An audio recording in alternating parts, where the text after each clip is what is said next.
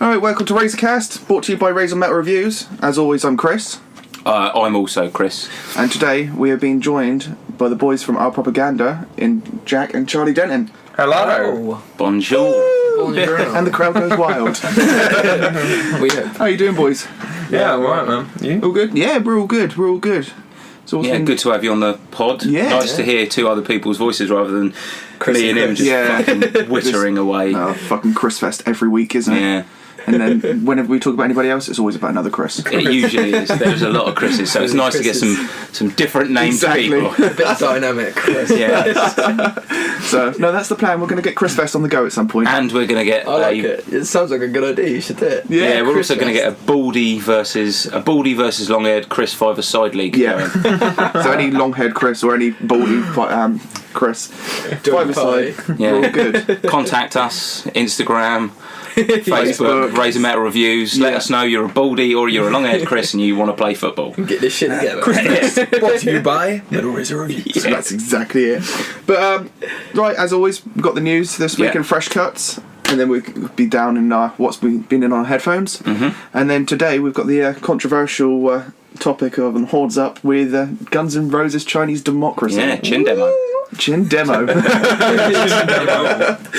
So let's get to the news. What have you been finding in the news this week? Well, sad news, I suppose, to start with. Popped up the other day when I was flicking through. 24th of May was the 8-year anniversary of Paul Gray's death. Yes, no, I did see this. Yes. Yeah. No, it's sad. It's been quick. It's mad that it's 8 years. Yeah. It doesn't... Well, because I remember being at Sonosphere that year that he was there, and they put the costume out on stage and stuff. Fucking sad. You can literally... I've never heard a whole festival go so silent. You just literally could hear a penny fall. That's one thing you got to say about that kind of scene, isn't it? They really do band together when something like that happens. Yeah. Oh, big time. Absolutely. It's a family, man. Yeah, that's what it is. It is. It's a huge family, and everybody's welcome. So, yeah. Unless you're a cunt. Then Drop that word in there. Get it in. Oh, I wonder how hard it would be to slip that word into the conversation. Yeah, cunt or all just pop up. It's 2.5 minutes in. It's all good. Never too early. I think saying that, I think we've done it within the last 30 seconds at some point. Yeah, I think so. I think I opened with it at one point. You did. Yeah. I think that should be a staple opener. But talking of cunts, Marilyn Manson he's come out and said that he's been pissing all over the catering for Korn when they used to tour together. Nice. But why? So I've got questions come to mind. Go on. What food have they got in their catering that you can piss on without them noticing? Sponge cake. Yeah, is it just lemon drizzle cake and soup? Pretty much. Lemon drizzle. Yeah. It wasn't before he pissed on it. Piss in her apple juice. Has he said why? No, I haven't caught up. All I literally just saw it just came up. There's no reason. There's probably not. He probably just done it as bands.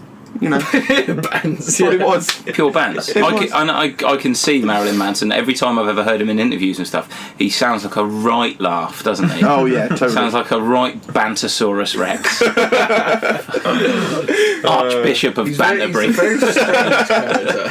He's a fucking weirdo, isn't he? He is. Bless his cottons. But The old moon-faced goth.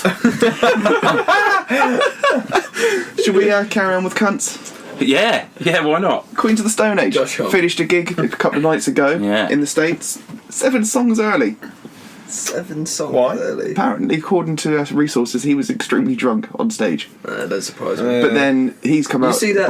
He's quite. You see the thing where he kicked the fan in the face? Yeah, he's quite controversial at Kicked the off moment, the isn't he? photographer. He is at the moment. Booted her straight in the face. It's like, what? Really? Yeah, like...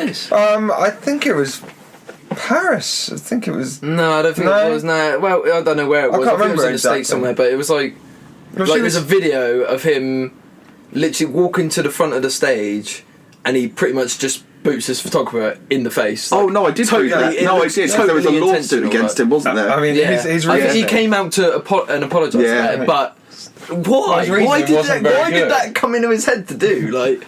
I know, I'm going to be the biggest dick I could possibly be. Well, this is kick a woman in the face. Well, I'm not gonna lie, man. The reason wasn't particularly good either. It's like, oh yeah, I was really into the show. Right. I can't say I've ever been on stage and thought, I'm so into this that I really want to kick someone in the face. No, I disagree. Especially you in the front row. saying that, when I can have sometimes if I'm drinking a really good cup of tea, I'll just boot someone in the face. Yeah. Like, this is fucking epic, bosh! Yeah. The dog's nearby. The dog, infants, whoever really. Yeah, exactly. Sometimes you've just got to kick someone in the face. Saying that, when I came to see you boys in the firehouse, and you had that guy shouting out "Drummer Boy" all night. Yeah, God, he was a bit cringy, wasn't he? It was. Did you not feel like going over and just booting him in the face? It's a little bit hard. I thought it was quite funny watching him embarrassing himself. So that's a good point, though. Like, I mean, me and Chris have never actually been on stage. No. I don't know what it's like to get fucking grief from people in the crowd or whatever. It's a good laugh. Yeah? I was going to say, you play it off like a complete champ sometimes. Well, yeah, I mean, it's all about how you deal with it. You don't want to come across as if it's actually bothering you, because if you come across like it's bothering you, they're going to do it more. Yeah. And, you know, we had one guy come up on stage with us, and I was just like, I remember we were in the middle of a song, I was singing the lyric, and then in the middle of the lyric I went, "Get the fuck off my stage!" And it's just like, "Sorry, mate." Was that guy who was whacked out? Oh, mate. Yeah. That dude. I don't know what he was on. Just over. He was on it. Out of his head and just loving it. His eyes were going separate ways. You're lucky that you got him off the stage at that point, though, because if he was really into it, he might have kicked one of you in the head. But going back to Queens of the Stone Age, Josh Homme apparently was reportedly drunk on stage. Well, that's wank. So, is this first? They've toured since the what happened with Eagles of Death Metal, haven't they? Oh yeah, they've done that already. That was a couple of years ago. Yeah, they went back to Backland, didn't they? Yeah, they did the year after. Yeah. So it's not like, I mean, I would imagine that would be quite affecting, because I know he was big mates with them, or he is big mates with them and stuff. It wouldn't surprise me if it was like this sort of stuff was happening directly after that. Yeah, maybe but that's just that kind of bit. Yeah, but that's weird. It's a pretty messed up thing to have gone through. Yeah, but it doesn't excuse any of his absolutely not. I can't say that Jesse Hughes, the other guy in Eagles, was particularly graceful about it, though. Yeah. I remember he went off on some sort of weird rant after it, saying, well, you know, if the security had guns, this wouldn't have happened. You know, he's a gun advocate, in the States. More guns prevents more gun crime. So get this. He's been a victim of a terrorist attack, a big terrorist attack, a really shocking one, and he starts calling students protesting for stricter gun laws pussies over the news. It's like, I'm not going to lie, man, but you really need to get your priorities straight. Do you know what I mean? Yeah. Fucking ridiculous. Ted Nugent twat. Is that Midwest man? Well, this is a first for us, though. This is new ground for. Well, this is for the Razorcast. Getting political. Yeah. Send us in your political rants if you want us to talk about them. It's very opportune that you had. Definitely is.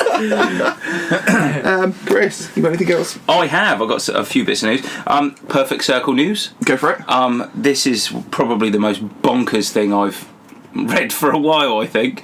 But it doesn't surprise me. When I first started listening to that Perfect Circle album, if you listen to it on Spotify, some of the songs, like the whole screen would just turn into like a little graphic. Oh, really? Yeah. What, Spotify? Well, yeah, they've stopped doing it. It was only for the first week or something. They did sound like that when they did the Pink Floyd reissues. Oh, okay. It was really cool. Like the odd thing, like you'd have, the guy on the front cover, the weird kind of the half and half crap guy, front cover. Well, it's Maynard, Yeah. That is Maynard front cover though. Jesus, it's crap. I mean, I don't understand it.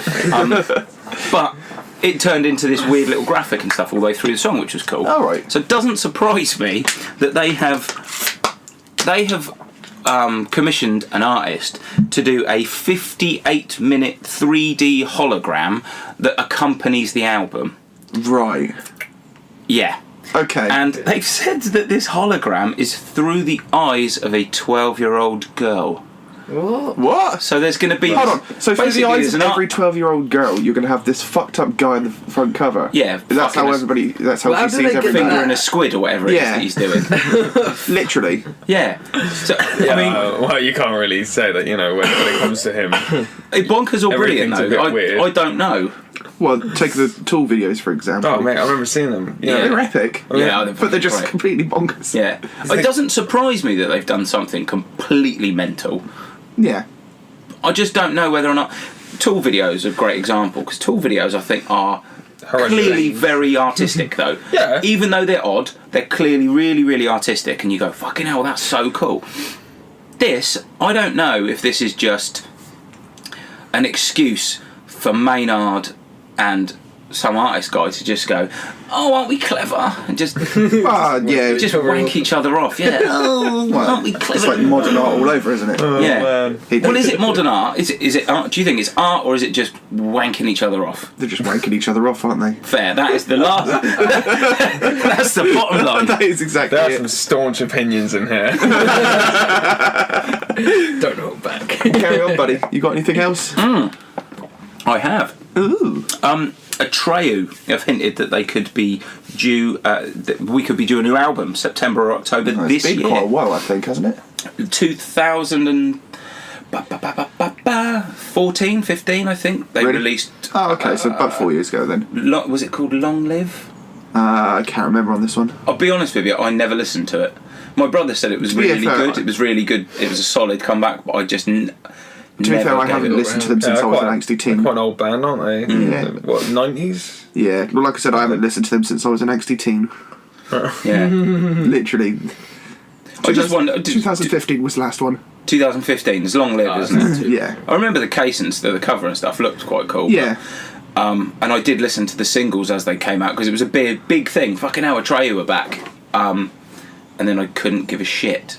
Like when it dropped, I was really looking forward to it. I was like, yes, I can't wait for this. Can't wait for this. I used to love them. And then it dropped, and I was like, whatever.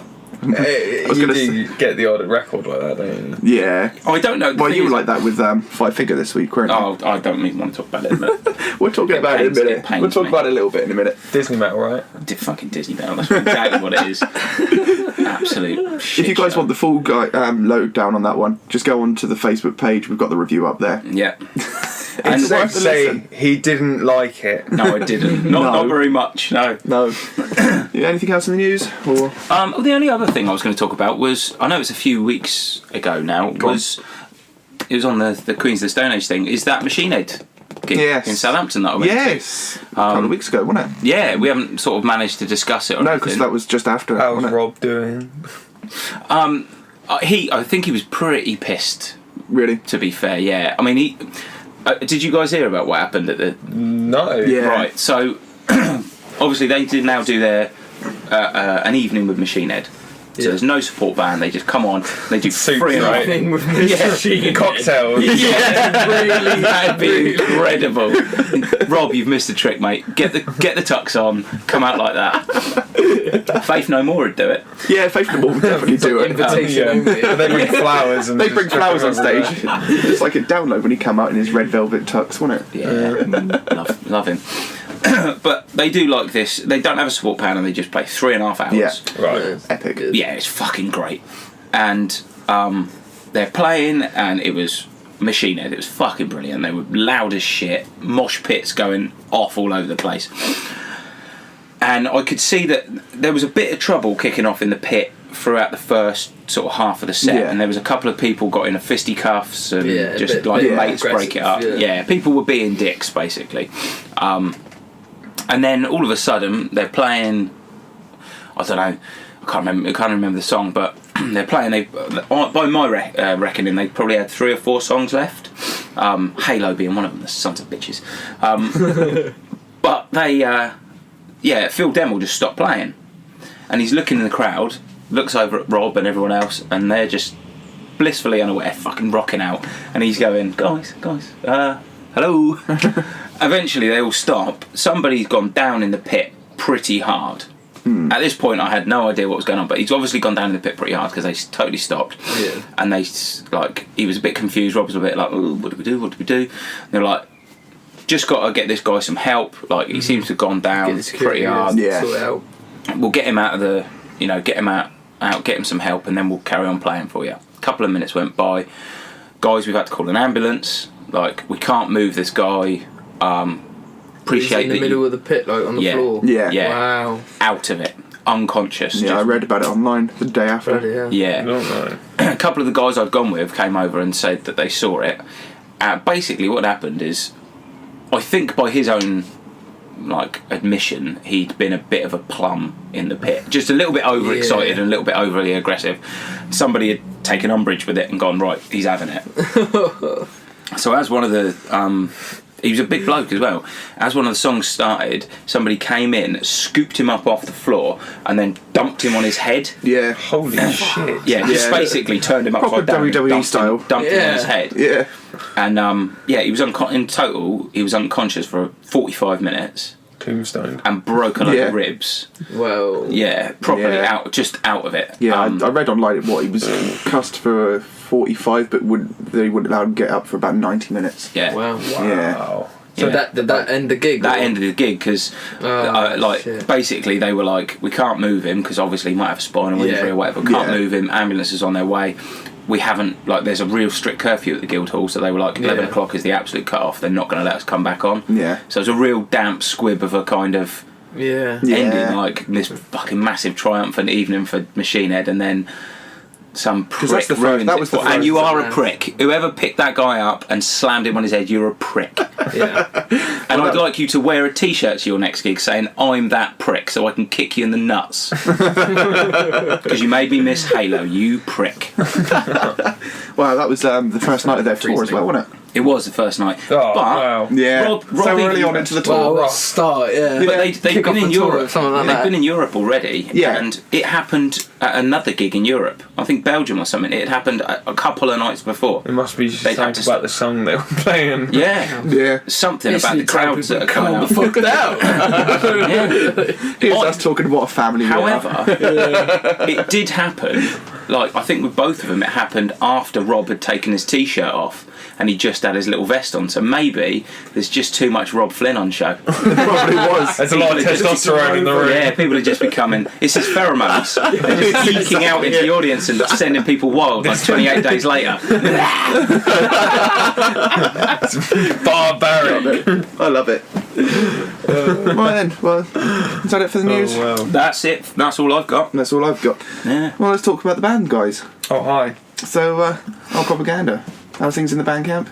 Yeah, they're good. Pretty good. Yeah. Yeah, there's all good. There's a lot happening at the moment. Yeah, well, you've been playing some new songs recently, haven't you? We have indeed. And what's going forward? EP, album? Well, what's going on? Basically, what's happening is, and you guys get to find out a little bit about this more than we've already spoken about. We did an interview recently with people in Cambridge called Local Distortion, and we spoke about how we're doing a new EP. Mm-hmm. And basically, we're going into a studio. We're going into Panic Button Studios, which is in Hampton Court, up near London. So it's right on the river. It's really scenic. Oh, lovely. Yeah, it's nice. I don't know if you saw our lovely Instagram posts about it. I think I did, yes. They're all like nice rivers everywhere. Yeah. And this private island kind of thing. Wow. And it sounds swank, but it's not. It's like an old converted barn or something. It's got character. But it ain't top of the range. It's a private island, but it's a great place. There's no mansion there.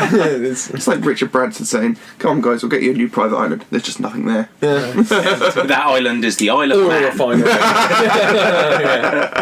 There's some sheep and a road. One pub. Yeah, that's what you need. But yeah, no. So we've been in there, and we are going to be recording a new EP. Yeah, for sure. Yeah, we think our first estimate was probably about 5 songs, but we think it's going to be closer to either 3 or 4. Oh, okay. Now the 4 is an optional. It just depends how far we get, because we're only spending 5 days. Oh, it's not quick. The last EP we did was like a month, 3 weeks. Yeah, 3 weeks. So we don't have that luxury. Yeah. And but it's going to be a bit of a. I don't know what to call it, like a bit of a renaissance for us. It's going to be a bit different. I think people are going to be surprised when they hear. Is it all going to be new stuff, or is it stuff you've already been playing? There's going to be stuff we've played live. There's one song that we've not played live yet. That's going on it. Sweet. We might actually play that tonight, but right, cool. Remains to be seen. I'm actually taking a bit more of a forward approach with guitar as well. Ah, brilliant. So I've been playing on a few of the tracks. Yeah. But not everything, I'm still learning. Still learning. But at the end of the day, we're doing this for ourselves, you know, and because, you know, it's been, what, 3 years? Quite a long time since we released an EP. Yeah, I was going to say, because I looked on the back of your last one. It was 2015? I think it came out, we recorded it in 2015, it came out in 2016. Yeah. Oh, so a couple of years ago. But Yeah. it was... It's a long time. Yeah. That's quite a long time to not release any music. Yeah. So it's good to get back in the studio. Yeah. Definitely, and you know, we're doing something new. again. We're doing something new with it, you know. Yeah. It's we're gonna have some familiar songs. Yeah. Yeah, you'll know a few, I'm sure. Sweet. But we're also taking a different approach to them. Yeah. So like, they're not going to be the same songs. No. That you're would gonna go give in a slightly with. different edge to them. Yeah. Yeah. 100%. Yeah. Well, I mean, you know, it's part of this journey, because being in a band, you know, you're constantly evolving and all that kind of thing. Yeah. It's not like... To be fair, we've actually been saying this a lot recently on the podcasts. This about bands evolving. Yeah. And it's good to hear, because if you 100%. have a band that are just try hard or bullet for my Valentine, essentially. Yeah. Fucking dicks. Chris, be fair to them. They're being what's the word that he used? What was it he used? Contemporary. They're being They're contemporary. being contemporary. Yeah. Yeah, but there's Contemporary. being contemporary and then there's being stale and boring. That's exactly it. No, Steve, on. Having said that, with the moving forward thing, there's certain bands I don't want to move forward. I don't want Hatebreed to all of a sudden have a jazz sax solo. I want Hatebreed to come into the studio, do what Hatebreed do, release another mosher, Yeah. Well, and it's then like... get in, get out, get done. No one would want AC/DC to go in the studio and bring out anything other than AC/DC. No. Well, unfortunately, that's happening. Again? Oh yeah, with Axel. Axel's going to be Axel DC. Yeah. Axel DC. I like that. That's funny. I said this before. If that fucks up new music from Guns N' Roses, I'm going to find Angus Young and I'm going to break his geriatric old ass. You did state that last time. You've been warned. Oh wow. You've been warned. Yeah. So yeah, Man's lost his brother. Damn it. He'll lose more than that. He'll lose more than that. If I lose Guns N' Roses music, he's going to lose more than that. He doesn't mean this, guys. That is I do mean it. I'm going to turn him into a fucking Pez dispenser if he fucks up Guns N' Roses music. Oh dear. There are some seriously threatening claims here. I take Come no and get liability for any of this. Chris, you're a monster. My photo's not on the website, is it? Well, it's on the podcast. You just have to guess which hold one. on. Yeah, Like- that's the issue. You've got to guess which one it is. I'm like Kaiser Soze. I'm not going to lie, I think I'd be able to guess. But yeah, no, it's interesting because we're going in the studio with Depeche Mode's producer. Oh, sweet. So, yeah, Steve Lyons, and so we're working with him. He's done a lot of work with them. You know, he was in that definitive period where Depeche Mode wanted to stop being a new romantic kind of pop band and become a stadium rock kind of band. So he was instrumental in that, which is, you know, and this is more of their darker stuff, and I suppose that kind of gives him kind of a great slant on what we're going to be doing. Yeah. Sweet. And we're also working with Mark Long, who used to play in a band called The Opposition back in the 80s. He still does, yeah. Oh, right, indeed. cool. And a band called So, who were quite successful in America. They were like a two-piece, I think. Yeah. But yeah, no, they're really cool dudes, and we, you know, it's always nice to bring in someone who has a different view about something. You know, every band you can possibly think of has outside people that work definitely, with. yeah. You know, it doesn't matter who the band is. Yeah. You know, you're always going to have some guy who's like, you know, your producer's your best friend at the end of the day. Well, he's going to have to be. You know. Yeah. And then you know, you look at a band like Guns N' Roses. They had Wes Arkin, who used to come in and write with them, and other people, you know. And then they might have someone like, I don't know, Shannon Hoon or something from Blind Melon come in and do a little something here or there. And you know, a lot of bands do it. So you know, we thought that it would be nice to have fresh ears on our music without having any pretense, you know. Yeah. And so far it's been very successful. I mean, we haven't changed a lot. It's always been our kind of direction. Producer's job is to get the best out of what's there, not to make it. Well, this is it. Yeah. 100%. Yeah, you don't want it nobody wants to go into a studio with a producer and end up with what Trivium did and Vengeance Falls and just Making end a up producer's record. just going, oh yeah, I haven't got my band together at the minute, so I'll make your band. Yeah. I mean, to be honest with you, I feel like that was probably the problem with our first EP, is that it was more of we were so inexperienced in the studio, you know, and in this kind of like way of doing it, and we got no shame saying that. Everyone grows, you know, everyone learns, so it's like, I imagine it's pretty daunting first time you go into a studio and record with somebody, because you know they know what they're doing, and you're the well, you have to trust them, don't you? That's the sort of thing, you have to trust them to do their job in the way that you kind of want them to, but being so inexperienced and not really knowing, you don't force you find it hard to force your opinions, because even though it's your music and you have the right. Well, that's it. But that's the thing, when you grow up and then you guys are the origin of what, you know, you're trying to release. Yeah, exactly. Try to release something what somebody else wants you to release. Exactly. We're the ones who have to live with the music we're writing, and producing, and putting out there. You're gonna have to play it in day out, aren't you? So you know, we want it to be. That's why it has to be ours. Yeah, 100%. I mean, that's the thing with the first EP, and it was great when it first came out, but now it's unrepresentative of what we are now. You know, we've changed so much. Doesn't so it's define us. Yeah, so we're looking to. You know, I was talking with our mate Ian the other day, and he was like, "Oh well, you know, I'm interested to hear what your new EP is going to be out, because you got quite a high bar to get up to," and I'm like, oh, that's kind of interesting. You know, it's nice to hear like someone feels that way about something, because where we appreciate it for what it is, you know, we were a lot younger, and now we're taking a very direct approach. Like, we know what we want out of this next EP. We didn't really know what we wanted out of the first one. It was more just like, go in, record the songs as they are, and, you know, layer it and things, but we didn't. I don't think we really had a. Maybe some of us did, you know. I didn't really have a overall goal for it, you know. I just wanted to get the songs done. I know Harvey, our guitar player. He definitely had a vision for like guitar parts and thing at that point. But I think we're all growing now, and where I've been more positive on like writing with the guitar and stuff and bringing that in. A lot of my influence is starting to seep in a bit more, which is interesting, you know, because it brings a different dynamic to the band, which is what helps it grow. So, like, I'm a bit more of a softer rock kind of Fleetwood Mac, Eagles, Jeff Buckley kind of person, you know. I really like all that kind of stuff. So, I'm my favourite band, Zeppelin. I'm very much a rock dude, but I'm really getting into, like, the more kind of, like, and I never thought I'd say this, the more kind of, like, modern ways of doing things. Like, for instance, you know, over the last few years I've grown quite an appreciation for like someone like the Arctic Monkeys with AM. I was never a fan of the Arctic Monkeys before AM.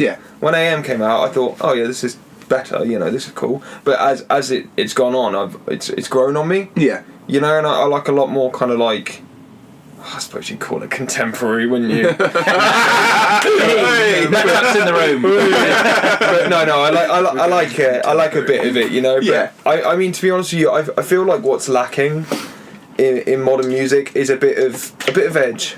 It is, especially you know, especially There's in not like much fresh music. I think well, this is it. I think genres and stuff have gone to about as far as they can go to these days, and it's trying to keep something new coming. And keeping something new is very difficult. Well, you got to keep. It's an exciting time to be. I think it's a really exciting time to be a British band, because there are some, like, over the last 2 years really, there's been some really great British bands coming through that are, like you said about influences, who are not afraid to go, look, this is what we listen to, this is what we love, this is what we grew up with.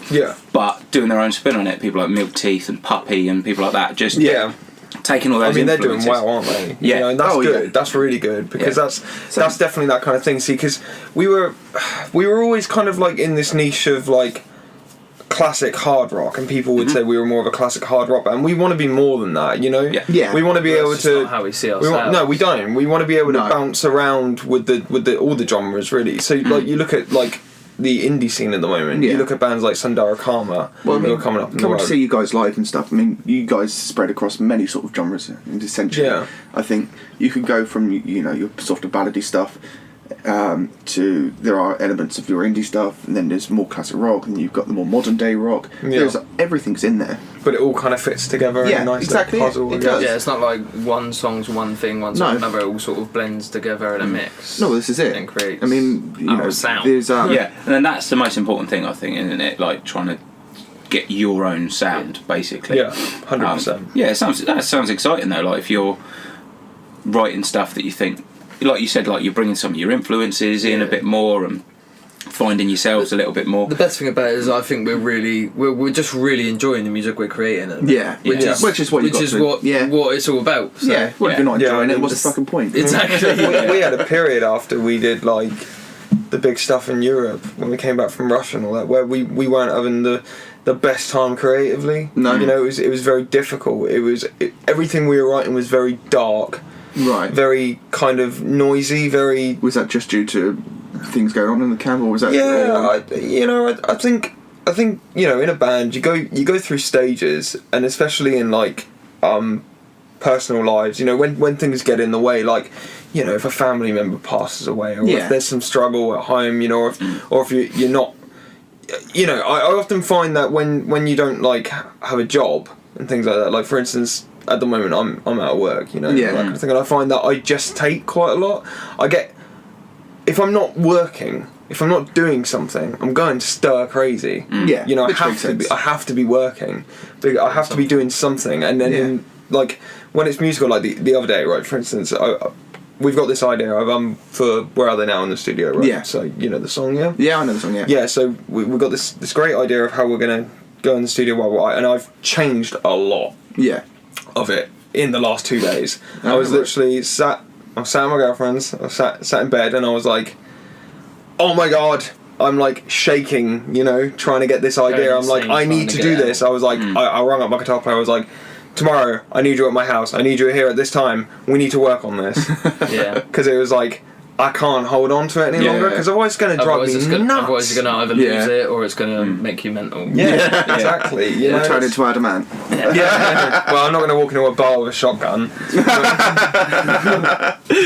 Oh, great premise for a new song, that though. Oh yeah. But you walking in bars with shotguns. Yeah, sounds like an album. We're kind of. This could be our album. Sounds like a song title for latest Hype Monkey record, actually. It does. I might have to pinch that off. Yeah. So, walking in the bars with shotguns. You know, we're playing around with a few titles for the EP as well. You know, I think the winner at the moment is probably Gold in Your Hands. Just as the title. It's a great song. As well, yeah, it's going to be on it. Yeah. But I mean, as a title, it just kind of works, and we've got this whole vision kind of thing. Someone made a joke that we should just call it More Propaganda, and I think that's hilarious. This would come into like different albums. So you start off with Our Propaganda, the self-titled album. More Propaganda, even more propaganda. Shit tons of it. Shit tons of propaganda. Oh shit, man, that's the live album. Will this ever end? Oh, brilliant! Are you guys out on the road or anything? You've got some gigs coming up? We've got gigs coming up. We've got gigs throughout the summer, but we're mainly focusing on the creating side. Yeah. And then brilliant, get all that stuff set into place. Yeah, we've kind of got a bit of a game plan, haven't we? Yeah. We're just planning everything out at the minute. And yeah, we're going to get a bunch of new merchandise done. Sweet. To go coinciding with the EP. We're getting new photo shoot done. I mean, all these things that you need to do in order to release something. Yeah, I mean, we're starting to kind of bring in a bit more of a centralised look and things. I mean, it's interesting, right? But if you're a young band, and this is the sheer honest truth of it, it doesn't matter how good you are of a band if you're not packaging it the right way. Exactly. Yeah. And it sounds ridiculous. No, it makes every sense, because every form of true. packaging has to lead to the audience. Yeah. And it has to drive to their interests. Exactly. I mean, you need to. So what we're doing right now is it's not really for any particular reason other than this is how we want to be presented. Sweet. This is how we want people to see us. Yeah. This is how we want to be perceived. Because, you know, at the end of the day, I read this really interestingly, right?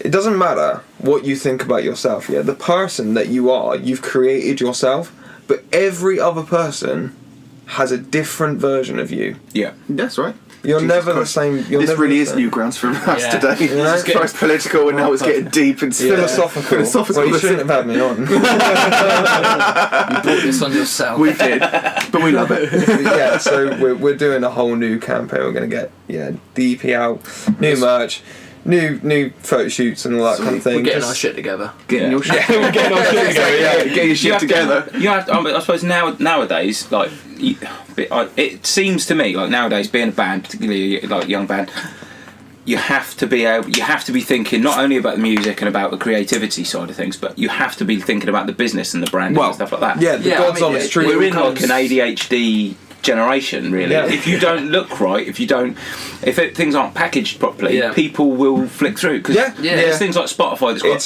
there's just so much. It's saturated. So if you don't look and you're packaged right, people will go on to the next thing. On to the next thing. It's kind of an instant gratification kind of society. It is, absolutely. It's the sort of thing that determines whether someone's going to listen to music, because it could be the best thing you ever fucking heard. Yeah. But if you don't like the look of it, you're just going to turn off. Yeah. That's half the reason me and Chris do these like hour-long waffles. Yeah. Because like I mean, me and him just love talking about music. Just love music. Yeah. So if anyone listens to this and hears a band that either of us bring up that they haven't heard, that might be their next favourite band, then brilliant. It's worth 100%. Yeah. Brilliant. You know, more people talking about music is what we need. You know, we need more people to listen to it. I mean, this is like bringing you guys on. You know, within our propaganda, it's music worth listening to. Get you guys out there. That's what we're all about. That, man. Thank you very much. Yeah. But you know, it's like you're not coming on, Matt Tuck. You can fuck off. Scratching at the window. Oh, let me in, please. Stop digging around in our bins. Trying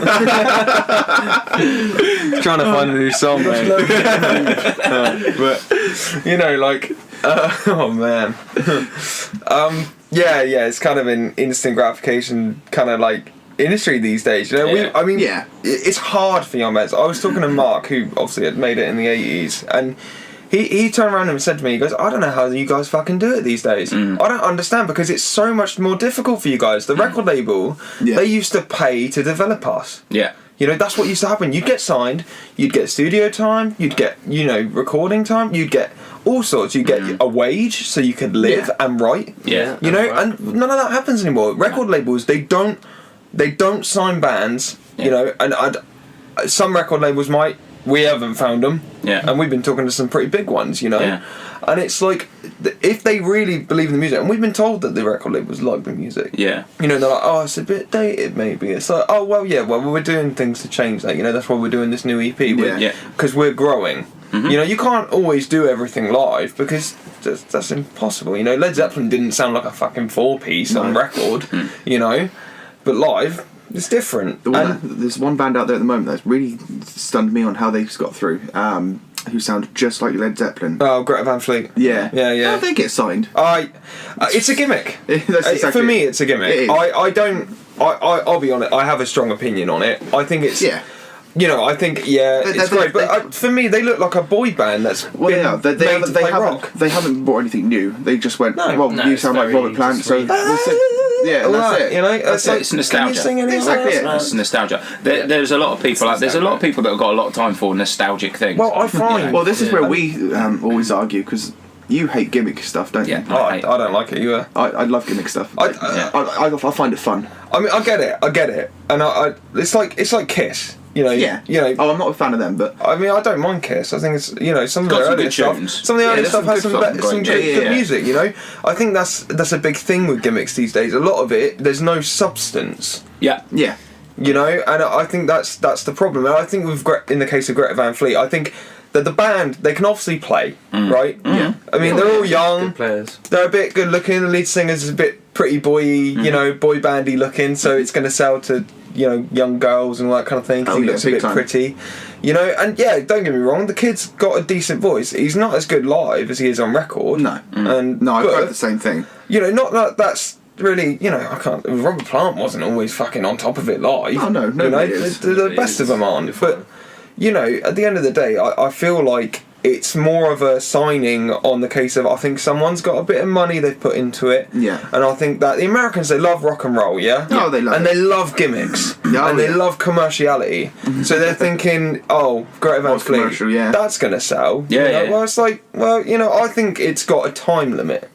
Yeah. Oh yeah, it has one album and done. I think you look at a band like Steel Panther. That's a gimmick. That's all. That's run it. I'll be honest with you. I think it's run its course. 100%. But then, on the other side of it, a band who definitely a gimmick band, but I think they're fucking brilliant. Is Ghost. Yeah. Yeah, fair enough. Yeah. Like you said, but it's about substance. It's about evolving. Ghost have got tunes. But I think it's also the mystery. Good.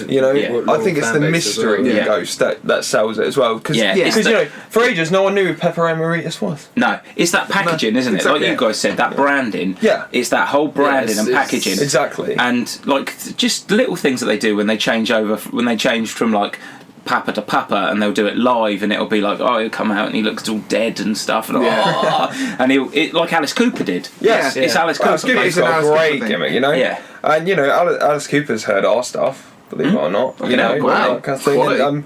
And, he was like, Alice Cooper's advice was, and we got a nice little autograph of him, and he was like this. He goes, listen to Chuck Berry records and Beatles records, and just take what you can from that. And he goes to our manager. He goes, as the band, do they believe it's going to happen? Have they got balls? Kind of thing. And Steve was like, yeah. And he goes, then just tell them to keep going. Oh, and that's what a dude. Yeah, exactly. He should have been on that bloody. Was he on that list of 10 nicest guys in metal? The 25 nicest guys. I think he was. I think he was number 3, wasn't he? Yeah, along with Dave Grohl. Dave Grohl won on it. Dave Grohl. Well, he's not metal. He's not really. No, it's going to get me started. That's what we said. I wouldn't even consider Alice Cooper metal. No, I suppose he's it's shock rock. Shock rock, yeah. Sort of a precursor just to metal. Rock and roll. I mean, I love the early Alice Cooper stuff. Oh, yeah. The 70s band. That's my kind of vibe. But before he became a mental whack job thinking he actually was Alice Cooper. I think it's funny. I think he took it, mate. He took it. He did. Do you remember that Batman quote? Yeah, you either die here or you live long enough to see yourself become a villain. Yeah. That's exactly what it was. It's funny. Definitely. But so the moral of that is really that record labels these days, they are looking for a complete package. Yeah. And they worry so much about social media as well. And I'm of the opinion that social media is more unrepresentative than they think it is. 100%. 100, yeah. You can have thousands and thousands of followers on Instagram, and I've got a few mates who are in who are setting up their own companies and things like that, and a mate of mine has got his own gin company, and he said to me, yes, he might post a picture of his gin, and he might get thousands and thousands of people going, love that. That doesn't translate to sales. It doesn't. It's the legwork that he has to do that translates to sales. Exactly. And this is what it seems to me that they're not really understanding, because we've said, the A&R men have been like, you need to be doing more things on Instagram, on social media rather. And it's like, well, I'm not gonna lie, mate. It's like they don't understand that if you oversaturate Facebook, they cut off your views. That you won't. Your reach gets limited. That's right. Vastly. And it's the same on Instagram. Instagram's only reach is through hashtags. So you need to be careful with that. And you can't post too much because otherwise it gets boring for people. And then with Twitter, there's no limitations, but it's like screaming into a room of thousands of people. Yeah, Twitter is like sticking. Twitter is a little bit like sticking your head into a swamp and expecting to sort of come up smelling of roses. Yeah, exactly. It's just a cesspool of opinions, horrible opinions, basically. And you're right though. It is about legwork, and but even that's difficult these days for bands, because to get on a tour with a decent band, it used to be a lot easier. These days you need an agent in order to be able to do that. It's very difficult, and it's like for a band like us who is trying so hard, it becomes one of those things that it gets a bit tedious after a while, and it's like, well, I'm not gonna lie, if no one's given us a chance, and you look at promoters even in Southampton, you look at, big time, and they're doing a great job in their own way, right? Don't get me wrong, like someone like MJR, but you ask them for a gig kind of thing, and they might not even reply to you. They might not even it's like bands need help. on the local time. scene. If you want to make a difference in this city with live music and you want to stop live music going down the fucking shitter, you need to put on local bands. Yeah. Because the more... big time. Because, you get a band roll through town, go play at the engine rooms at a sold-out show, you get a few local acts on that bill. You get a local act, right? Yeah. If the fans like that local act, they might come see that local act. Therefore, you're creating more revenue for you. Yeah, exactly. It's logic at the end of the day. So it makes no sense to me. And we've got a why solid scene down here on the south coast as well. Huge. Like It's of all late, blown I've seen up some at the really good local bands. Yeah, that same. and it was on that. It was that. It was seeing them support. A bigger band somewhere, and I go, oh, I'll check them out, and I've been to see them and stuff like that, and definitely, I think, I think people need to. Yes, everyone is a little bit ADHD nowadays. Everyone sort of flicks through things and just goes, no, everything's disposable. But if people, like you said, if people in Southampton and on the south coast want a music scene, they have to go out and support it. They have to go to gigs. Big time. Yeah, they do. Massively. Go to gigs, put your hand in your pocket, buy some merch. You know what I mean? Like, people are happy. People are so happy to complain about it, aren't they? Yeah. Yeah. Oh yeah. There's no music. It's like what? Yes, because they're not looking. You don't do. Yeah. People don't look. We had some dude come down from radio. I can't remember where, BBC Radio, something. Yeah. One of the numbers, right? And he came down and he literally said, and this is what he said. And I shared it and all that kind of thing. He was like, "There's nothing of value in the music scene in Southampton." Something along those lines. And I thought, you really fucking prick. You obviously weren't looking hard enough, were you? Do you know what I mean? How the fuck can you possibly... How long was he down here for? The thing is, though, people get... I found, like, we were talking about a little bit about the sort of Death Punch stuff that I put up recently. Oh, yeah. You get more attention, you get more likes if you're negative. Yeah. Particularly online. If you're slagging something off, you get loads of people going, yeah, give it the kicking, give it a boot. If you are really positive about things, people go, oh, you're paid to say that, or like you've got some sort of vested interest in that. Everyone's cynical, so everyone assumes if you're positive about something, there's a reason why. It's not genuine. Yeah, exactly. Yeah. No, it's difficult because we live in a very disingenuous this is it. kind of time at the moment. With the advent of social media and how it's become like it's like you have to pretend you're something you're not, and it rubs me up the wrong way because it's difficult. I feel like I've never been anything that I'm not, and I don't like that idea. It makes me uncomfortable. Yeah. Exactly. Yeah. But like you say, I think the local scene, you do have to push as hard as you can to get out there. But just saying back, you need the fans to push back and actually look for you. We have a great fan base. Shout out to everyone who likes our band, by the way. Thank you. Yeah. Thank you. But at the end of the day, we do have a great fan base, and these people they come far and wide with us. We've had countless times where we've taken a fucking busload up to London to support us on some idle crusade to try and get on the Isle of Wight festival or something like that, or do a Green King thing. Well, in these competitions, they're always a bit dodgy. There's always a bit of a vested interest in one of the acts. Yeah. And it's an X Factor We're society. talking about you, Titty. Terrible. But it's an X Factor society, and I mean the boys don't mean it, just me. I don't care. It's none of my business, But when it comes down to those kind of things, you have to reevaluate. We're not a band that's going to win a competition to go on to the Isle of Wight Festival. We're a fucking rock band. Yeah, exactly. We're a genuine musical act. We create music. We love music. Yeah. We're not a put together thing. Prepackaged. We came together and we've had to do it all ourselves. Yeah. Ground up. And that's the best way to do it.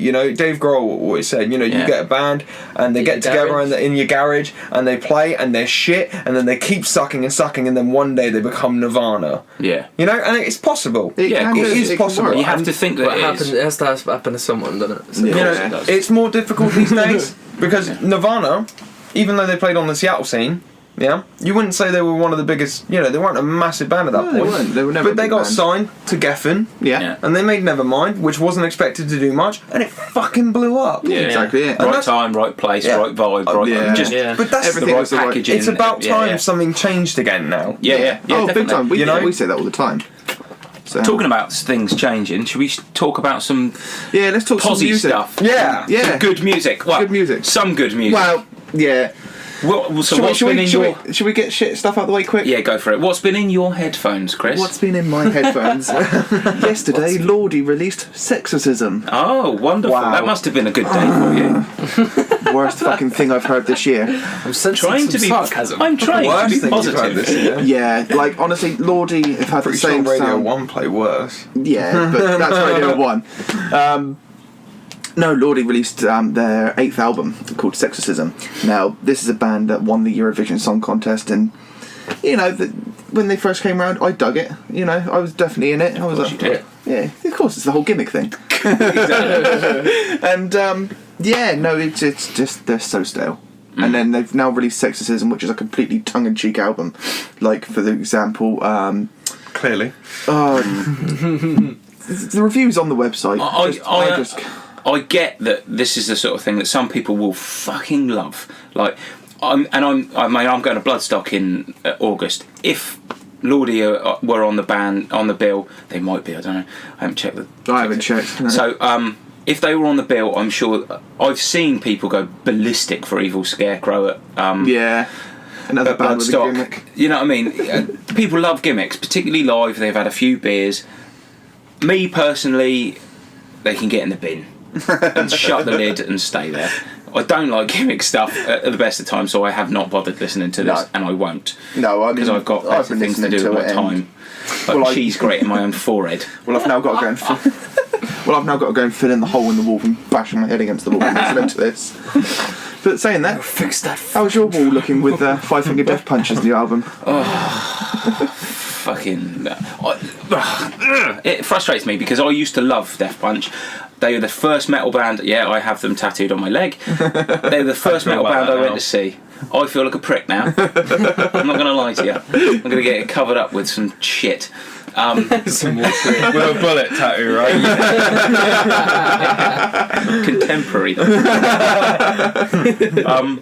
I used to love Death Punch. They were my first gig, my first metal gig. Saw them play in front of about 48 people, I think, at the Oxford O2 Academy. Loved them. I thought they were great, like that Pantera kind of Pantera style groove. And they described them, didn't they? As Slipknot and Pantera got in a knife fight. Yeah, I loved that. I thought it was fantastic. As a description, I was like, oh yeah, that sounds a bit of me, and I loved it. And I listened. I liked the first 3 albums, War Is the Answer, the second one, and even American Capitalist. I thought, yes, it was getting poppier. They were getting more ballads, but they were quite good at ballads. They're quite good at writing radio rock, American radio rock ballads. Yeah. But they still had emphasis on the American though. Yeah. Definitely. But they still had those rages on there, those fucking beat down heavy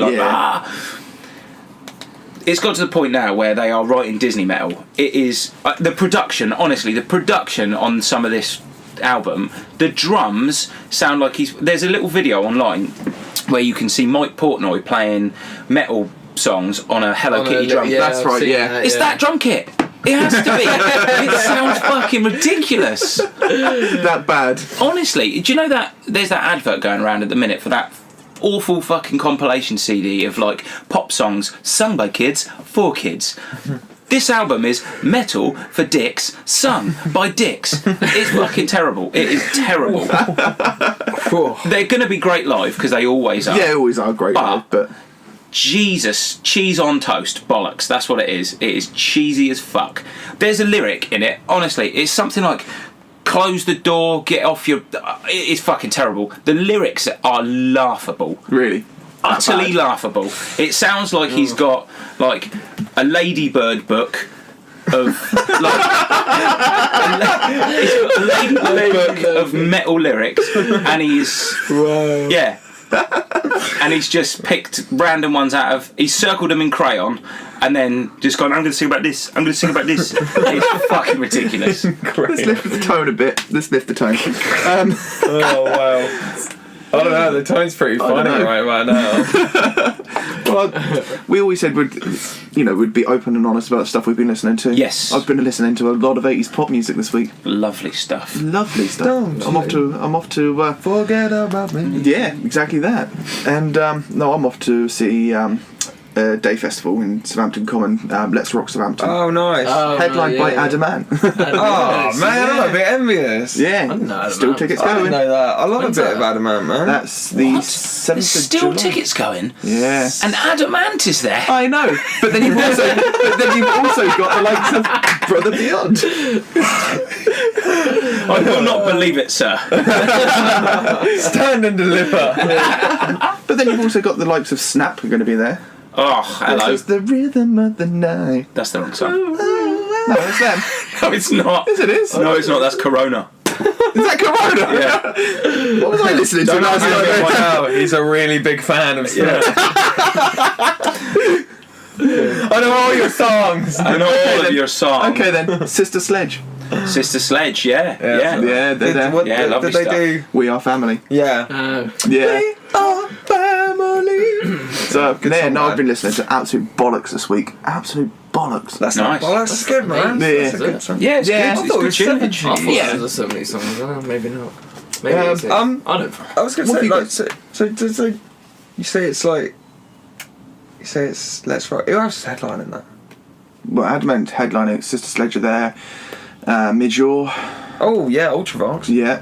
Oh, Vienna. Who else is there? There is Mature cheddar. Mature. I think ABC are there as well. Is that what you describe Ultravox's music as? No, I just like the sound of his name. Oh, brilliant. There's That's so loads. brilliant. You were going to ask Aswad and stuff like that. Aswad. Oh, Shine. nice. Aswad. Shine like a star. Yeah. You were going to ask us. What have you guys been listening to recently? Yeah. Shining so Oh, bright. what have I been listening to? Now take off Well- your bra. I took. Fucking hell. I took the new Arctic Monkeys album for a bit Oh, of a yeah. spin. Yeah. How's that? It's interesting. It's not as hooky. And it's nowhere near as hooky as AM. No. It's very much a concept album, and I feel like it's more just Alex Turner basically having his 5 minutes. You know, I do feel like he did say that it was meant to be an Alex Turner solo record. Right. The new Bit album. like the Shadow Puppets type thing. That Yeah. A bit more indulgent. It's very Yeah, I guess piano so. based. It is very indulgent. I would say that. There's like 2 songs on there that I would consider hooky, which is 1 Point Perspective and 4 out of 5. Mm-hmm. Right, and I would say they are fairly. They've got familiar hooks, you know. Things that But catch your ear. The rest is very much avant-garde-y, and Kind it's of like you don't know where it goes at all. yeah. And I described it as like, you know, it's food for thought, but I'd rather be eating at the restaurant across the street. Oh, I like that. You know? It's that kind of thing. It's Has he gone like a bit the way like Radiohead did with Kid A and stuff? Just a little bit more. Yeah, This is Tom York. Yeah, like, yeah. the band of sort of Exactly. gone Taking it back into the back- background a little yeah, bit, and sort of it's doing I mean, the thing that the front guy is the only leading. reason that I felt like with AM, it started to become. It was more of a band, and it felt like Alex Turner and the drummer especially. yeah. But nowadays it's like. Sorry, it's, I'm just showing yeah, guys the it's- 80s list. Oh wow. ABC, Major, Go West. I like the bottom one. Came up with Aswad, Heather Small, The Blockheads, Snap.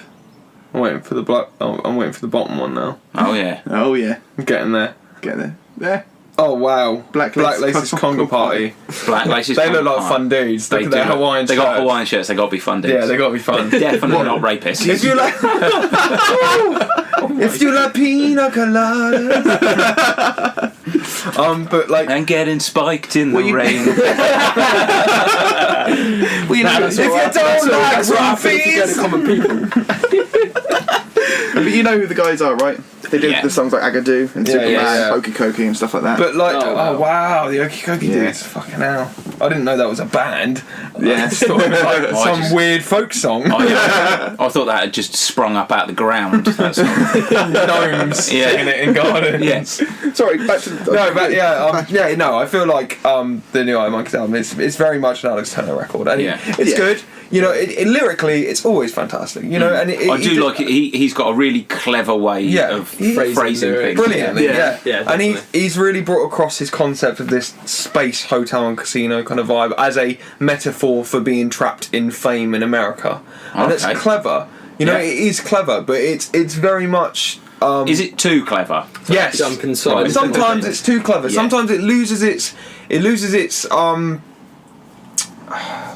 I don't know how to describe it. I was just expecting a few more hooks. I think. Yeah. I'm not I disappointed. kind of just wanted to hear like this. I kind of wanted to hear AM Part 2. Did You know what I mean? Were you Like- one of them?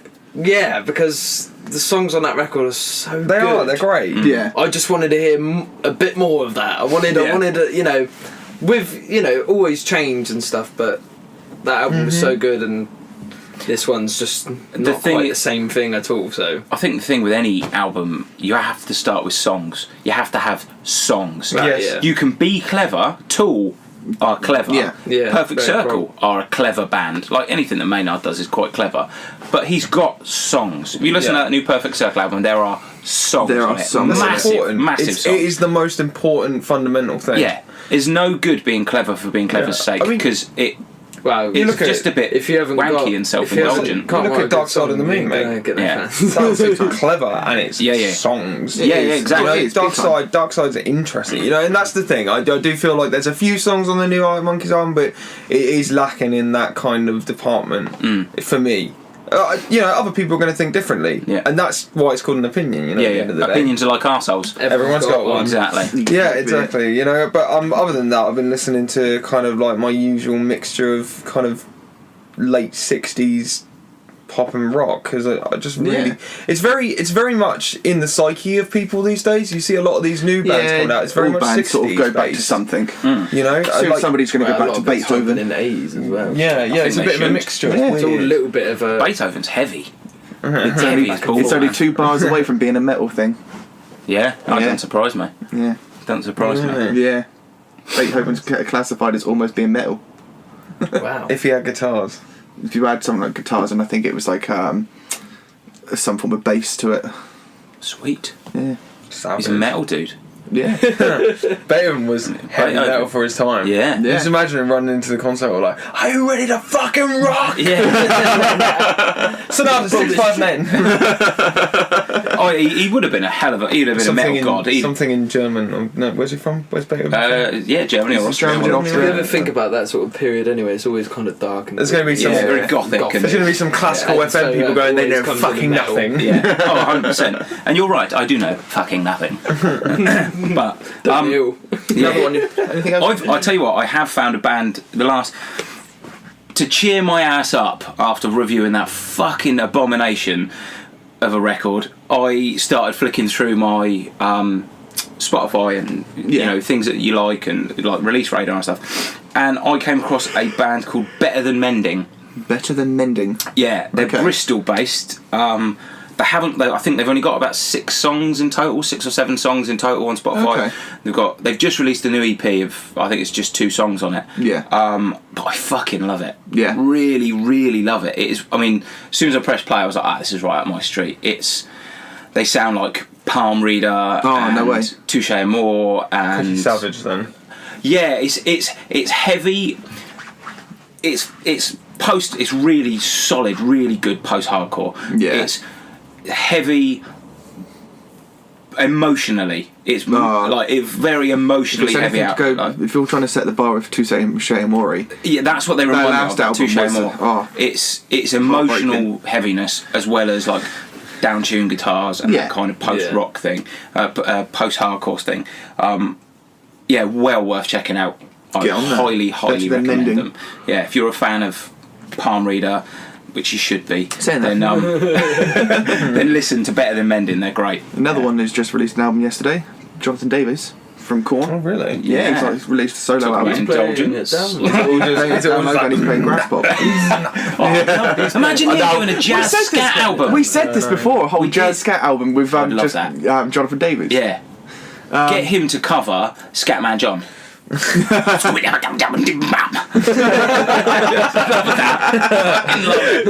Killer impression. I'm just going to say, I haven't been working on that. Just to put it out there, right? Go on.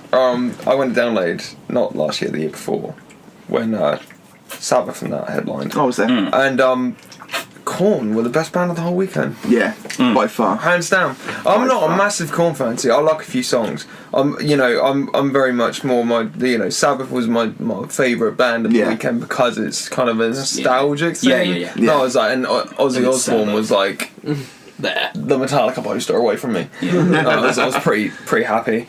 But like. Just for reference, the Metallica poster's not very far away. No, it's not. No, it's literally just behind Chris here. Yeah, contrary to popular belief, we are not recording this in Buckingham Palace. We are currently in a tiny cabin in my back garden. Yeah. You think that's the way to do it? We should do this somewhere else as well one day. We should do some more interviews. Yeah. You should do interviews with bands. Just go around. But finish this one first. Yeah. Sorry, we're just brainstorming for the future. You gotta move. I forgot the microphone was there. Yeah, no, but it's chatting now. Seriously, Korn with a man. They are. Yeah, alive. They are phenomenal. I saw them support. Which is why I'm interested for this new Jonathan Davis one, because it's not Korn. You could definitely, obviously, is it John with the acoustic guitar? No, far from it. He's actually done. It's basically Korn songs which he possibly would have wanted to be releasing. It's got a slightly more worldy sort of edge to it. Oh, that's nice. So they use the more sort of like Indian drums and stuff like that. I've heard Gary Newman banded around. Lots of people say there's a Gary Newman. Very much so. Yeah, there is. That's interesting. Yeah. Is it a bit more like, because Jonathan Davis is like, obviously when he did that, like Korn did that cover for the Nightmare Before Christmas album where they did like remixed all that and Marilyn Manson was on that. That's where I sort of see Jonathan Davis a little bit more. That kind of more Tim Burton-y kind of like. It's not quite kind that. of. I wear stripes. Yeah. Says the man wearing stripes. Yeah, I know. I wear stripes. But no, it is basically a Korn album, like a slightly hamburger. Sorry, no, it is basically a Korn album, but softer edge to it. But it's well worth a listen to. Brilliant album. I'd definitely give it a good bash. Cool. Cool. Yeah, we'll see if we can get around to see. Yeah. The only other thing that I've really listened to of a couple of things. So I listened to a Russian band called Behold the Void. Bolshevik.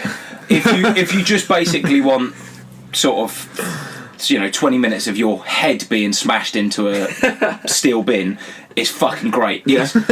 If you want heavy music, sounds fucking good. it's kind of blackened sort of doom metal, but played at death metal speed. It sounds like a brain hemorrhage. Sounds that's the perfect way to describe it. It is like that. It is fucking great. Are you certain that it's like a brain hemorrhage? I'm kind of worried now. Yeah, definitely. 100%. They'll have that one. I had to go to hospital for 5 days. I feel concussed after listening to it. The other band that I listened to, and they've only got one track. Care. one track band. But you put them onto me. And I fucking love it. Is it Alien Weaponry? No, I know Alien Weaponry. They're good. Because I'm so excited for that this week. Really good. They're a weird band. They use Maori metal band. They're a metal band, so they do the whole hacker, but through metal music. It's Sepultura, isn't it? It is Sepultura. It is. Yeah, Chaos AD Sepultura played to the sort of that and Roots. Yeah. No, the other band that I was listening to that you put me onto was Dropout Kings. Yes. They've got one track, and it's like British Limp Bizkit. It is.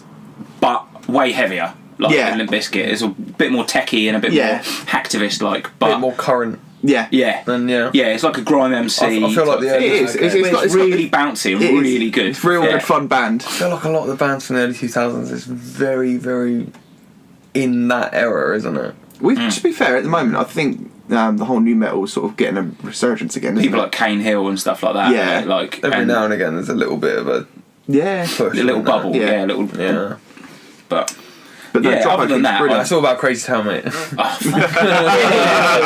to Shell Shock. Come, my lady. But yeah, other than that, I've been listening to that and Porcupine Tree, basically. Ah, really? I know they're just to chill out a little bit. Porcupine Tree. I know they're Steve Wilson. Steve Wilson. Yeah. I know they're sound tech guy. Do you? Yeah, Mr. Ian Bond. Tell him he did a lovely job on Deadwing.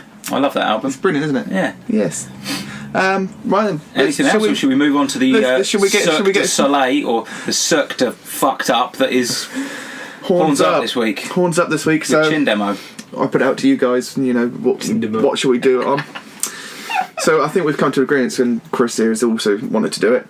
Guns N' Roses, Chinese Democracy. Oh. So I'm going to put it out there. I'm very late to the Guns N' Roses game. Like, growing up, never been a big fan. Just sort of, I was that. Did your ears not work? Yes. Well, no, I just never really gotten an interest for them. You know, I suppose it's like anybody. You know, never got an interest for different things. But no, I'm very late to the game. Last year was basically it.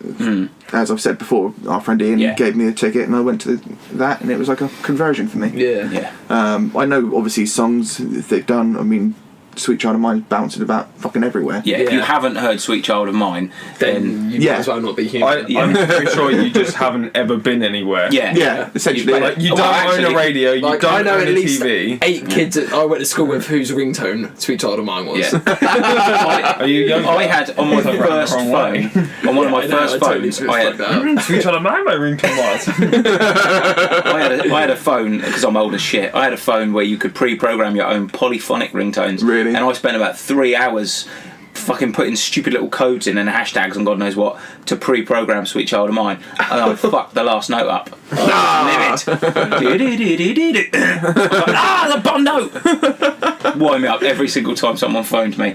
So, Chinese Democracy. Yeah, sorry, Chinese Democracy. So is this am I in right with saying this is the first album they released since the split with Slash? Yeah, 100%. Well, you say they, but it's kind of just Axl. Well, this is Axl. Yeah, I don't really consider it necessarily. I suppose it's kind of controversial, because to say that it's not a band is also kind of wrong, because to be perfectly honest, Richard Fortus, who played guitar in Chinese Democracy, who joined the band in 2002, has been in the band longer than any of the original band members ever were. Yeah. Yes. Now that's fascinating. That's fascinating. Yeah. But also, Tommy Stinson, who played bass, he joined in 1998, and he played with them up until the reunion.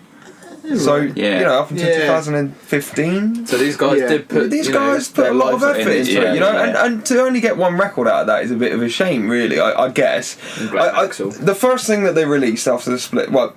So the last thing they ever released with Slash on it was the Sympathy for the Devil cover. Yeah. Now, Slash left the band after Axl overdubbed his solo... Right, because Axl wanted the original Keith Richards solo on it. Right, okay. Slash wanted to do his own. So Slash recorded his own. Axl, without telling him, got his mate Paul Tobias to come in and re-record the solo. Right. After Slash heard it. Slash didn't like working with Paul Tobias because of his lack of feel, so to speak, on Slash's behalf. That was... Yeah. And it basically broke down after that. So, 1994. That's the last ever recording out. Slash leaves the band in 95, the year I was born. Funny enough. Even though it was on fuck all for like 2 years. Yeah. So, Guns N' Roses were meant to be making a new record. Slash took the material that he was writing for the new Guns record and made Slash a Snake Pit's first album. Yeah. Great record. Yeah, great. Not as many songs, you know, they don't have Axl's charm, but it very much seems like that Slash's Snake Pit album. It sounds like a gun.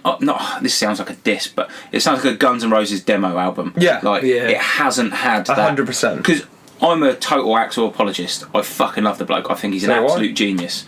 To be honest, I think he's like the biggest musical genius of like my generation. Definitely like one of them. He's just insane songwriter. Yeah, insane songwriter, and his voice. Fuck me, his voice is just unreal, isn't it? Yeah.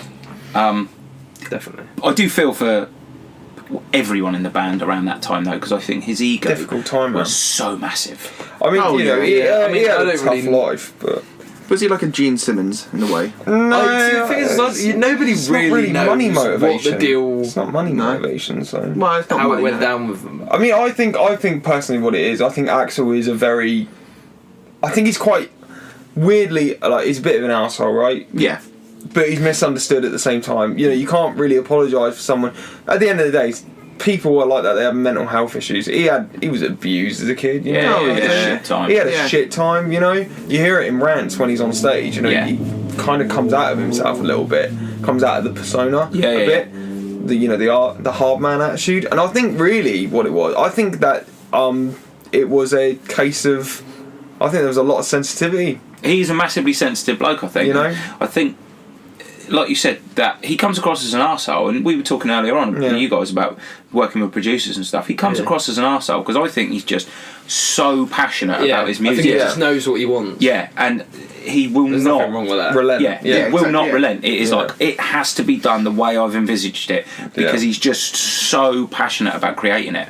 And if people put roadblocks in his way, he will just bash them through. Yeah, exactly. And I think a lot of it. Exactly. Yeah. You know, he spoke about in time that Slash and Duff kind of like made him feel inadequate, and that was a bit of an odd one because that's not something I've ever heard before. You know, when he said it, and I think what was interesting about that was that I think it came down to him being a bit hurt, and I think them leaving, because I just don't think he had his shit together at that time. I think it all got a little bit too much for everyone. You know, all the guys were a bit strung out, you know, and Axl was the only sober one at that point. And to get to the size that Guns N' Roses were back then, 92, 93, Guns N' Roses were the biggest band in the world.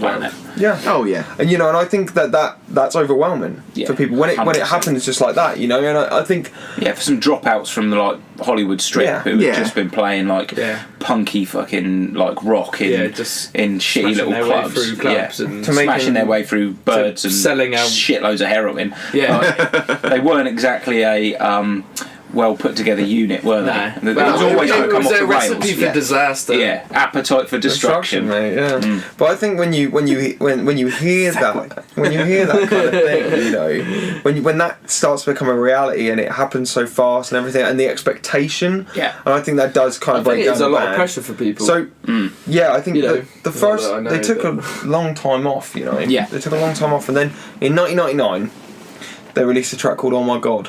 That was on the End of Days soundtrack. It was indeed, Love that film. And you know, the song, it's very much that Nine Inch Nails industrial thing that Axl was talking about doing. Yeah. And then we heard nothing. 2001, a bunch of Chinese Democracy demos get leaked. I've got them actually on YouTube as a playlist. Yeah. It's all the original demos, from about 2001, 99, 2001. They called them Intentions. Yeah, 99 Intentions, because he was talking about. Wasn't he talking about an original release date of 98, 99? Yeah. Yeah, because they started working 97, didn't they? And then he was thinking, like, 98, 99, that would be the release of 99 Intentions. It's kind of a play on the... I think it kind of got very, bogged down. I think a lot of stuff happened. And then obviously he brought the band out for the first time in, like, 2001. Yeah. And it wasn't very good.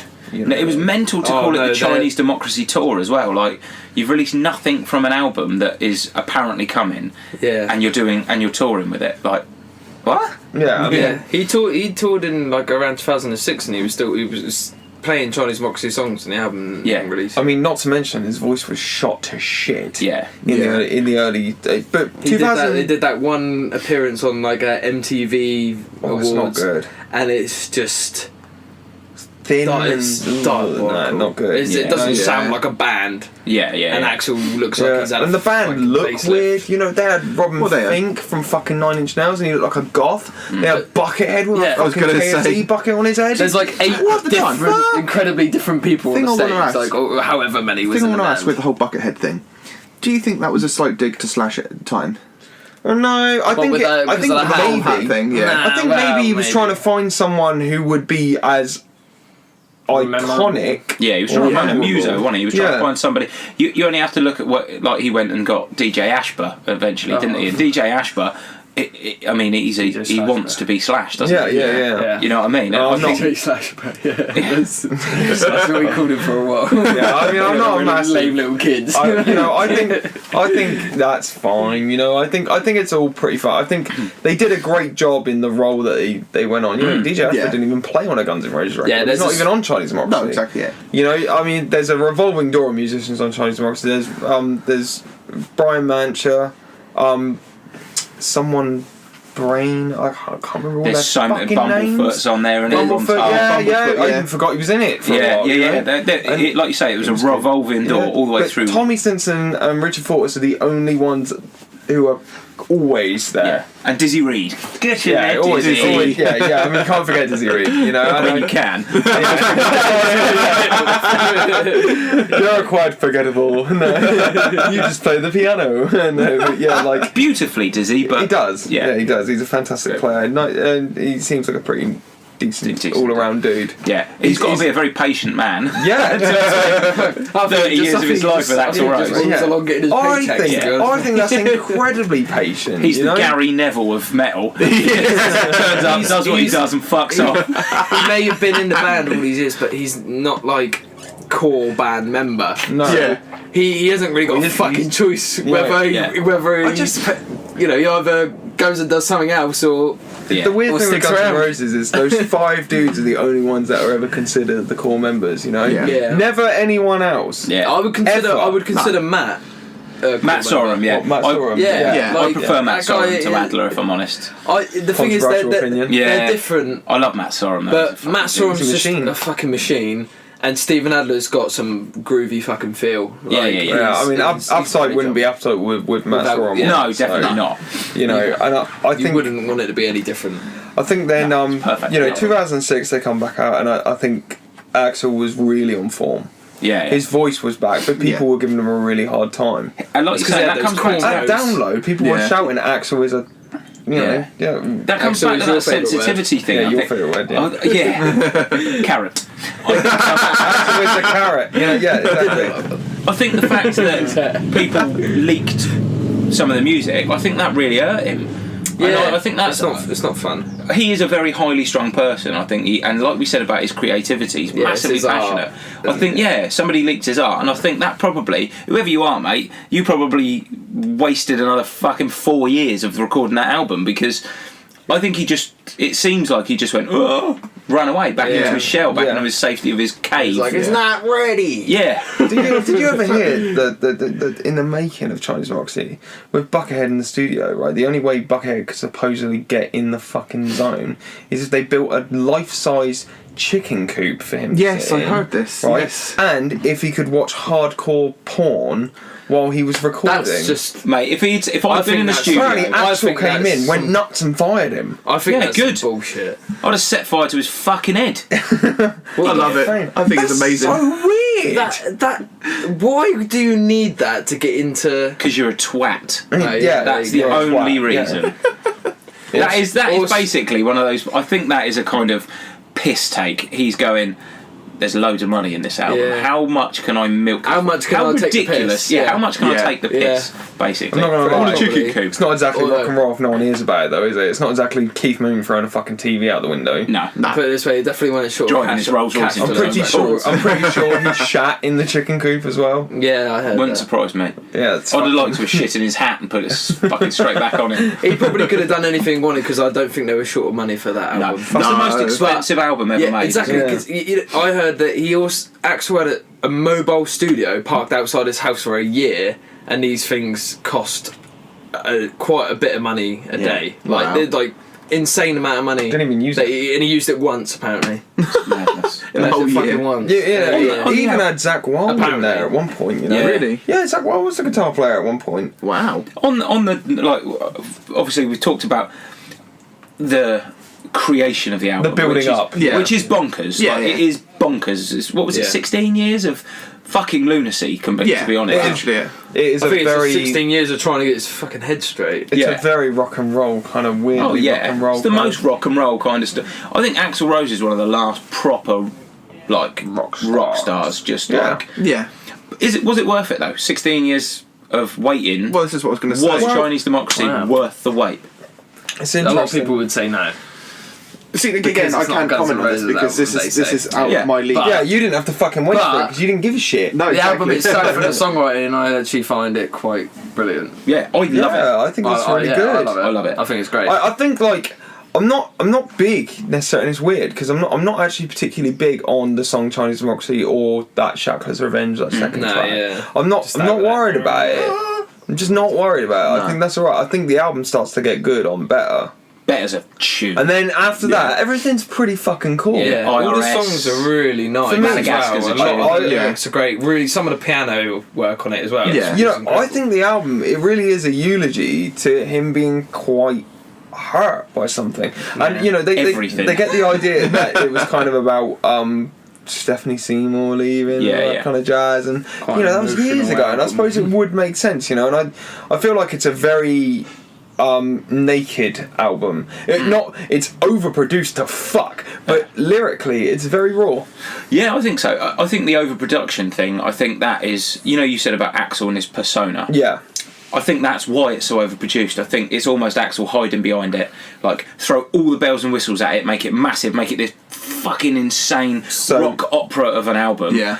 So that I can get in there and I can actually sing those fucking lyrics. So I he don't. hate. Yeah. Because it's pain, isn't it? He is in pain, that bloke. Yeah, and I think all the time. I think a lot of it, you know, I think, you know, it's weird because a lot of people are like, oh, it sounds nothing like Guns N' Roses. I actually honestly think the only reason why it doesn't necessarily feel as Guns N' Roses, I think that if the original band, say for instance, had stayed together and they'd started to go in that musical direction with Axl kind of thing, not that it would ever happen. I think that Slash is very... I mean, you can only see it by Slash's solo albums, how headstrong he is on just being hard rock. And I don't like Slash's solo stuff. I'm not crazy about it. No, I think Slash is... I quite dig it. I'm quite... That's Some of it I fine. really You know, like, yeah. Some people do. You know, some people really like that kind of like straight down the middle hard rock shit. Yeah. I preferred Velvet Revolver. Yeah. And I preferred Snake they're Pit. brilliant. Because I thought Snake Pit and Velvet Revolver had something a little bit different. Yeah. You know, their and own I personality. and I They had As Scott. opposed to Slash Yeah, being yeah. They had himself Velvet over and Revolver over had again, Scott. and never changing. Yeah. Oh, exactly it. But I guess that's what you So want. it's funny because I'm not a big fan of Stone Temple Pilots, but I think Velvet Revolver's great. He was great in Velvet Revolver. Yeah, lyrically as well.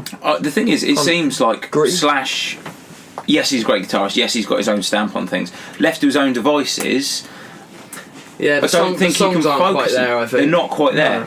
Given somebody who's talented up front to go, oh, we're doing this, we're doing that, a little bit of direction, a little bit of kind of boundaries around Yeah, him. I think this is why Guns then N' you get Roses gold. was such I mean, I an always- amazing band because of all the people that made it. You know, Yeah. sometimes Yeah. you don't know what you got until you lose it. Oh, exactly. Yeah. Like Yeah. that band. So do you think Axl, with all the rest. loss of say Duff and Slash that Chinese democracy suffered? No. No, because it's still got great songs. Yeah, because his Axl's actual writing work, is you incredible. know, I think that without Axl, Slash and Duff kind of lose direction. And I think I think Axl's very much, he knows kind of what he wants out of something, you know, which is nice. Yeah. So I think that like I think that Slash and Duff and that they work better in a band environment where they're not necessarily the lead guy. No. So like Wayland in Velvet Revolver, being the main lyricist and obviously coming up with melodies and stuff, he is that kind of guy pushing the songs in a certain direction. Yeah. And it's the same with Axl. You know, that's why they play instruments, you know, and things, and it's great, and they write great parts to really, but it's all about one vision, you know. And I feel like with Slash's solo stuff, it's kind of just like when Slash walks in the room, it's like, oh, what does Slash want to do today? Yeah. That's how I get the vibe. Yeah. I don't get the vibe that it's necessarily so much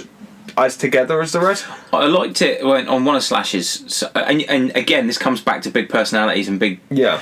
When he was doing that, when he did his first Slash and Friends with album, all the different guys, that Avenged Sevenfold one, the one with M Shadows on, is very much M Shadows going, no, faster. You need to play this faster. You need to play it heavier, and bullying him. He bullies Slash funny along because it sounds very much like Guns N' Roses because that's, you know, M Shadow's influence. Exactly, You know? it does. It sounds like a GNR song. It's very kind of like early GNR, thrashy, kind of punky, kind of really snarly, kind of get it going. get it going. Yeah. Get the fucking like heart pumping. See, I actually thought that a lot of that record was quite good because it had different singer-songwriters with bringing different approaches in. Collaboration. Yeah. And I feel like, I'm not going to lie, like I like Miles Kennedy. I think he's a fantastic vocalist. Yeah, I think what he does with Volta Bridge is brilliant. Yeah. But I think on Slash's stuff, he doesn't bring his best game. No. I really don't. I Not think lyrically. Not lyrically, no, he doesn't. But I think him and Tremonti together. Are they work tremendous. well. yeah. You know, and I'm a lyric guy at the end of the day. You know, as a singer and all that, and as a writer, I feel like it is kind of lacking in that department. It doesn't hook me in. Let's put it that way. And I feel like a lot of the songs start to melt into one. Yeah. I thought there was a few great standout tracks like Anastasia. Oh, Anastasia. That was really cool. Different riff for Slash. Yeah. That kind of neoclassical vibe. Yeah. Very unlike him. Liked that. Out of his comfort zone. Yeah. That's the thing with Guns N' Roses. Guns N' Roses songs, they don't sound the fucking same. No. You look Yeah. at a song, you take a song like Welcome to the Jungle, and then you take a song like Estranged. Yeah. Totally out of the comfort zone of what Welcome to the Jungle is. Fucking brilliant. Yeah. Fucking brilliant. And I don't think anyone's challenging him. I think that's the problem. I think it's a lack of... That's the thing with Chinese Lack of democracy. ambition. There is a lot of ambition in Chinese democracy, Yeah. which is what makes it interesting for me. There is not a lot of pushing. I think In other that stuff? Chinese democracy is from the core lineup that went off in their separate ways. If I had to pick an album from somebody, like whether it's Duff or Slash or Axl, Chinese Democracy is the one I go for. I think it's the best out of the solo releases, if you like. Yeah. I think people's massive main beef with it, if you like, if he had gone, fuck it, we've split, Guns N' Roses aren't a thing anymore. Yeah. It's Axl Rose. This is my album. Yeah. This is Axl Rose, Chinese Democracy. It's the people I would think. have gone. I think it's the people's weight. It's the weight attached to the name. Yeah. Yeah, I think people's main disappointment is that it's named Guns N' Roses. Yeah. When it's not because like this Guns, it's not the band that everybody knows and loves. exactly. Because This was due to come out 98, 99. So 10 years ago. Before If when it came out. if it had been released 98, 99, like he said, rather than what was It would it? have sounded 2008 Would have in the end. sounded a ton 2008. different. Would people have given it the kicking that it got? Do you think? yeah. Yeah. I No, reckon- no, I I reckon don't. it No, would- sorry, I I don't think it think. was released Yeah, 98, sorry, 99. no, sorry. I think they wouldn't have. Yeah, you mean the kicking is in the bad? The bad press. press. No, that it I got. don't think they would have. I think I it don't would have think been much more widely accepted because, and I'm going to use a analogy that I used for when Star Wars: The Last Jedi came out. Yeah, yeah. Right, so The Last Jedi was a very polarizing movie. Yeah, Yeah. absolutely. I loved it. Some people hated it. Yeah, because they've had 30 years to think about it. Yeah. They've had 30 years to create what it should be. Yeah. What Luke Skywalker should be, all that kind of thing. It's the same with a Guns N' Roses record. They had how many years to create what they thought that album would sound like? Yeah. Yeah. Had it come out closer to the original records, Yeah. they didn't have that much time If to you think look about at, it. because I was thinking about this, Yeah. if you look at what other people were releasing around 98, 97, 98, 99, Yeah. I mean 97. Well, that was the start of the new metal era, wasn't it? Yeah. But what were Right, Metallica? So it was releasing? the big. Yeah. Look at Metallica. Metallica was still massive, and Load and Reload were what, 96, 97? Yeah, that's right. So that would have followed from Load Reload. Yeah. Yeah, we've been fine. Yeah, it could have. And it been would have a sounded bit of different an then. option. Yeah. Yeah, it would have sounded. Yeah. But 2008, things had changed so much. Oh, yeah, We'd had massively. new metal. Like grunge had killed like fucking hair metal. Yeah. And then we'd Yeah. have new metal that had killed grunge. And now And you're then we'd coming had into the like emo stages, metalcore aren't and you? emo and stuff Right, like that. I think you'd argue that the industry likes to kill genres. Yeah. Yeah. Well, By, yeah. by I fucking get bored of it 'cause they're not saturating making it. it. Yeah. Oh, yeah, we love this Nirvana band. Let's sign 10 bands that sound like Nirvana. Great fucking job, guys. Hello, Bush. Makes you a lot of money in the short game. Yeah. But in the long run, you've just put out a load of crap. Yeah, yeah. Yeah. That nobody's Fucking gonna give a shit about. Silverchair, Yeah. please. They were 15 when they I wrote know. that first Yeah. album. That's mental. Yeah, that Yeah. is. And they've been dining just- out. Oh, That's look, mix they of all look like Nirvana little and Kurt Conan. Cobain. So coming It's back like to Hanson. so coming back to sort Yeah. of today, if they were going to go back into, because of the original lineup are back together, Please, if they were please. going back into the studio, Yeah. and they were to release something like Chinese Democracy, would you be happy? I'd be fucking over the moon. I think it'd be pretty cool. I'd be over the moon, yeah. Yeah, Well, I think that you look at so for instance, if you look at a song like "This I Love," Yeah. that is a Guns N' Roses song. That could have been on Use Your Illusion. Oh yeah, Yeah. big time. Easily, IRS could have been on Use Your I Illusion. love Wire. Sorry, The could have been the on only Use Your thing we're Illusion. missing is Izzy Stradlin. Yeah, you're missing Yeah. Izzy Stradlin, and he's the catalyst Always. for a lot of fantastic music. Like, Yeah. if you look at those early Guns N' Roses songs and Use Your Illusion, Izzy and Axl, they're fucking writing duo. Yeah. Yeah. The other guys add colour.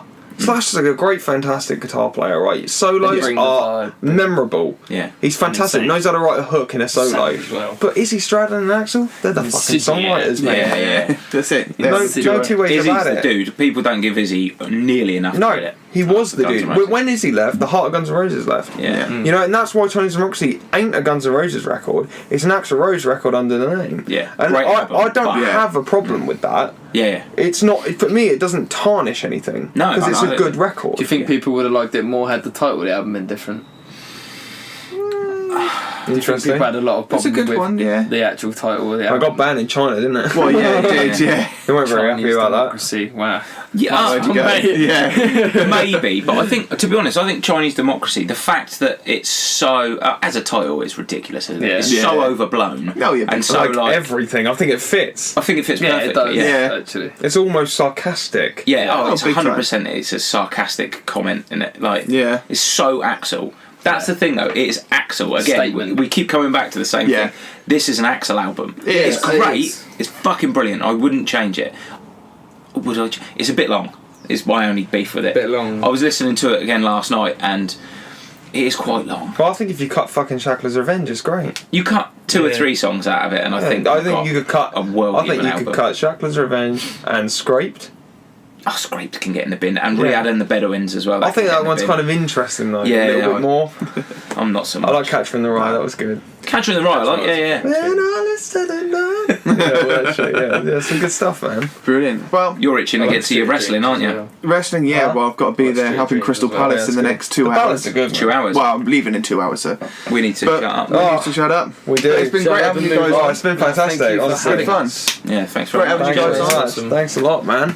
Right, Chatting to you. Fucking Yeah. if you killer. want to check out these guys, get onto their website, ourpropaganda.co.uk. .uk. Oh, just .uk. Ourpropaganda.uk. Yeah. And then all the following With social proper- media. Follow them on social media, Facebook, Facebook. Twitter, Instagram, YouTubes, all that lovely shit. Do the same for us, Razor Metal Reviews. We're all on that. Do it.